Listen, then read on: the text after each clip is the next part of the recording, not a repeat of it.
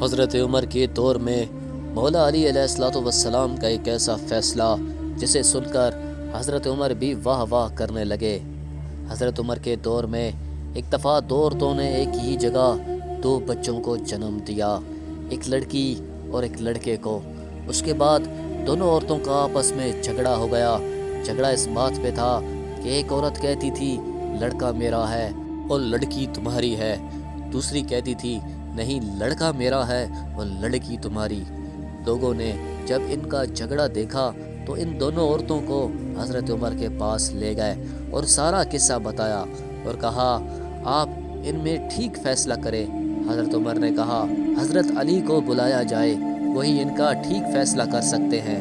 جب حضرت علی آئے تو لوگوں نے سارا قصہ مولا علی علیہ الصلوۃ والسلام کو بتایا تو مولا علی نے فرمایا ان دونوں عورتوں کو ایک چھوٹا برتن دو اور ان کو کہو پردے میں جا کر ان برتن میں اپنا اپنا دودھ لے کر آؤ۔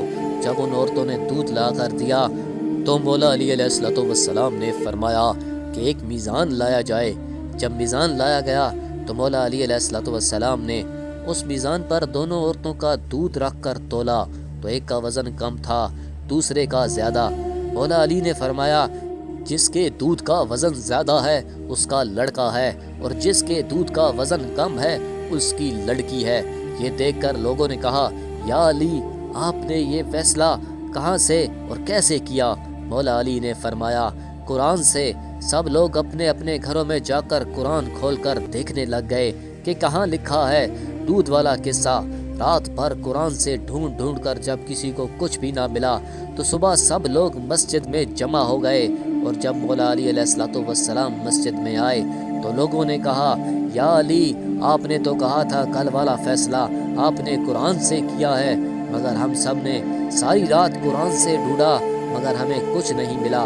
مولا علی علیہ الصلوۃ والسلام نے فرمایا کیا قرآن میں تم نے وہ آیت نہیں پڑھی کہ مردوں کا حصہ عورتوں سے دگنا ہوتا ہے؟ سب نے کہا ہاں یہ آیت تو ہے۔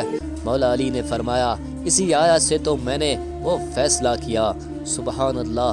مولا ہمیں مولا علی علیہ الصلوۃ والسلام کی ہر ایک قول پر پابندی کرنے کی توفیق عطا فرمائے، آمین یا رب العالمین۔